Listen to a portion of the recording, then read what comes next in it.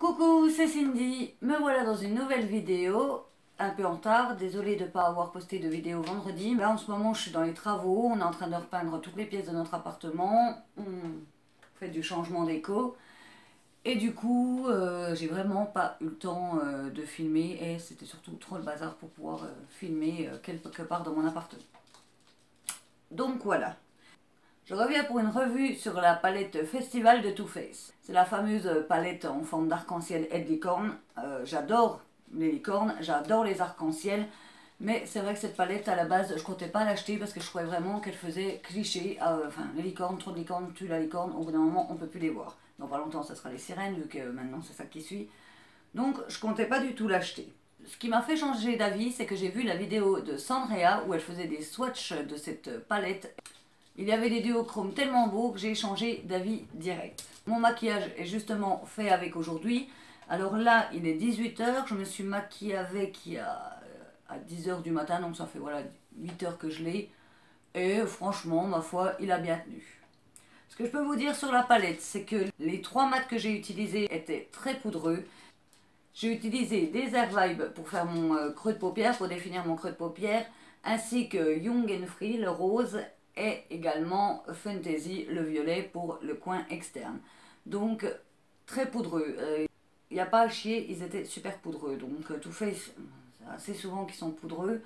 Mais bon, c'était quand même un petit peu embêtant. Donc moi, je fais mon teint avant mes yeux, c'était un petit peu enquiquinant. Je vais vous faire des swatchs tout de suite. Je vais d'abord vous faire les mats et ensuite les irisés. Les 3 mats dont je vous ai parlé, je vais être honnête avec vous, franchement, ils n'ont pas une pigmentation de fou. Je pensais vraiment que la pigmentation allait être quand même meilleure que ça. Pour que le violet paraisse très foncé dans mon coin externe, j'ai dû quand même mettre beaucoup de touches. Ensuite, je vais vous faire les 3 là. La première couleur, c'est Euphorique, la deuxième, Rainbow Life, et la troisième, Sunset Dream. Alors, les métallisés sont très beaux, mais franchement, comparé à la palette de la semaine dernière, la palette de Nabla, je les trouve quand même loin d'être éclatants. Je pense que si je n'aurais pas essayé celle de la semaine dernière, je serais été moins déçue cette semaine. La première couleur, Fun in the Sun, la deuxième, Be Mine, et la dernière, Firefly. Celles-ci, les 3, elles sont quand même pas mal pigmentées. Elles sont les 3 dans des tons verts, elles sont assez jolies. Pour les 3 derniers, le premier est Mystic Rain, le deuxième Artist Pass avec lequel je me suis maquillée, et le troisième Dusk Till Dawn avec lequel je me suis également maquillée. Et en travers, vous pouvez retrouver l'highlighter qui est blanc avec des magnifiques reflets roses. Il peut servir également de topper par-dessus n'importe quel fard, il est très joli. Ces 3 couleurs-là, je les trouve très très belles. C'est en tout premier un rose qui tire sur le vert, ensuite un bleu qui a des reflets gris bordeaux, et ensuite un très très beau bleu avec une couleur très intense, et celui-là vraiment très pigmenté.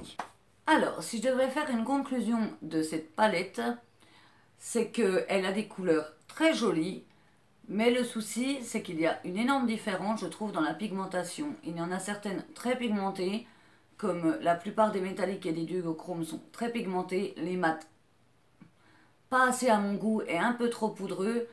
Enfin, c'est souvent le reproche qu'on fait aux palettes Too Faced, et celle-ci, je trouve, n'échappe pas à la règle.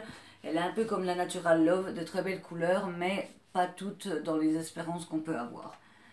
Est-ce que je la conseille? Oui, je la conseille tout de même parce qu'il y a des couleurs qui sont totalement dans les couleurs qui vont être à la mode cet été. Des bleus vraiment d'une couleur très profonde, des duochromes, voilà. Ça c'est vraiment les couleurs qu'on va retrouver beaucoup cette année.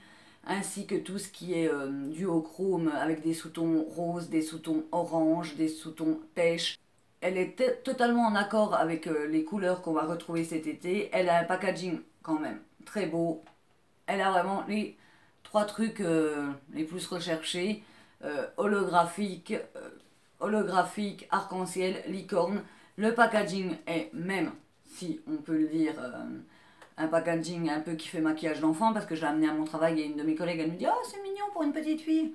Je dis « Oui, mais j'achèterai pas une palette de 46 € pour une petite fille. » Mais bon, voilà, si on aime le packaging et qu'on est un peu collectionneuse, c'est une très belle palette et qui malgré tout, vous pouvez faire une tonne de maquillage avec. À utiliser seule, moi j'ai pu parce qu'elle a quand même des mats donc on peut faire le creux de paupières, tout ça.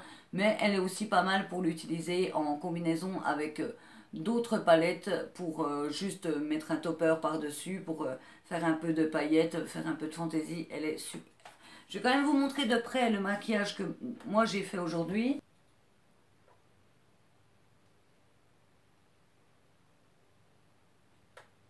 Donc voilà, sur cette petite vidéo revue, n'hésitez pas à me dire ce que vous en pensez, si elle vous donne envie ou pas, si vous l'avez également ou pas, si vous avez le même avis que moi, ça me ferait plaisir.